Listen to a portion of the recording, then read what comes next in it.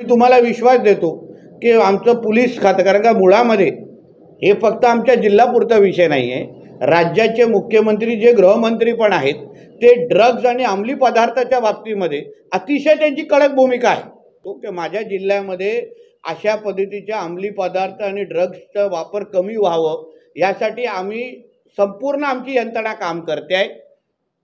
झारीतले शुक्राचार्य कोण असतील त्या बाबतीमध्ये मी तुम्हाला अग्रवालजींकडून मी विश्वास देतो, कारण मी सातत्याने त्यांच्या संपर्कात आहे। काय कुठेही तडजोड होणार नाही, कोणालाही सोडणार नाही।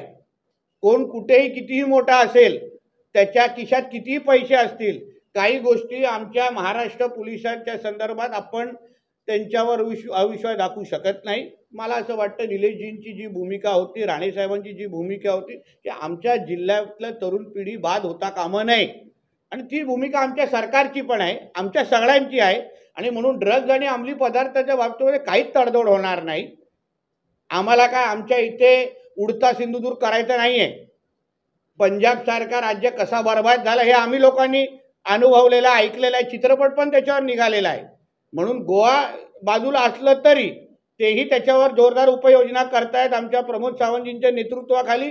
आम्ही पण जिल्हा म्हणून आमच्या इकडे ड्रग्ज विकणाऱ्यांच्या कमर कशी तोडायची यासाठी टोकाची पावलं उचलण्यासाठी आम्ही तयार आहोत।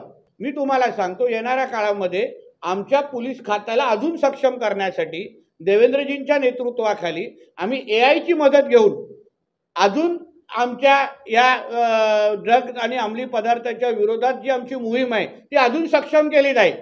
ह्यांना जेव्हा टेक्नॉलॉजीची साथ भेटेल, तंत्रज्ञानाची साथ भेटेल, तेव्हा आमचे पोलीस अजून सक्षम पद्धतीने काम करू शकतील। म्हणून तुम्ही निश्चिंत राहा।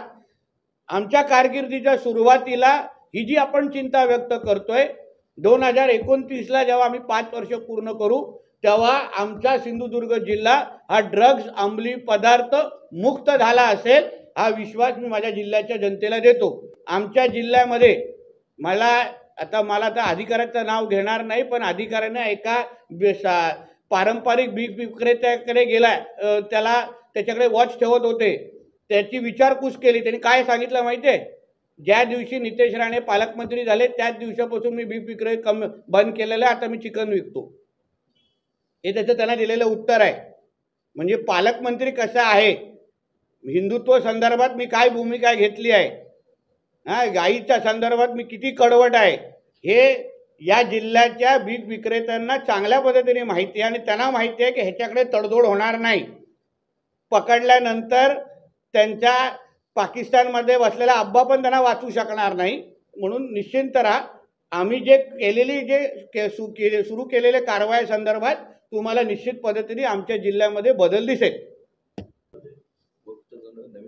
कायद्याच्या विरोधात पण किती कालाफिती लावा, खांद्यावर लावा, तोंडावर लावा, ढुंगणावर लावा, तरी काय आता फरक पडणार नाही। आमच्या हक्काच्या जमिनी ज्या घेतल्या, जे जबरदस्ती घेतलेल्या लाटल्या गेल्या, त्या सगळ्याच्या सगळ्या त्या संस्थांना आणि त्या हिंदू समाजाला परत मिळण्याची प्रक्रिया सुरू झालेली आहे। आता काळ्याफिती कुठेही लावा, काय फरक पडणार नाही। ढुंगणावर लावून पाहिजे तर शुक्रवारी सिलेंडर वरती करा, काही फरक पडत नाही। आता अमेरिकेतील टॅरिफ धोरणाचा कोकणातील मच्छीमारांना फटका बसला असं बोललं जातंय। टॅरिफ धोरणामुळे कोळंबी दर म्हणजे 26% शुल्क, त्याचा अभ्यास माझं खातं करताय। ती बातमी मीही वाचलेली आहे, त्या बाबतीमध्ये माझ्या मंत्रालयाला मी ती नोट सगळी पाठवलेली आहे। योग्य अभ्यास केला जाईल आणि त्या बाबतीमध्ये आमच्या मच्छीमारांना आणि संबंधित लोकांना मदत कशी होईल त्या संबंधित आमचं सरकार भूमिका घेईल। अंबादास दानवे म्हणतायत की नितेश राणे जे काही वक्तव्य करतायत त्यांना लवकरच म्हणजे 1 दिवस त्यांना मुक्काम करावा लागेल, म्हणजे त्यांचं असं म्हणणं आहे की 1 दिवस तरी त्यांना जेलमध्ये जावं लागेल। हो ना, तो बघू, ते जातात की मी जातो। माझे जेलमधले जाणारे दिवस काय आता येत नाहीत, पण कदाचित त्यांचे दिवस जवळ आले असतील, त्यांचे किंवा त्यांच्या मालकाचे, तेव्हा बघू। तेव्हा जेवणाचा डबा मीच पाठवतो पाहिजे तर जेलमध्ये।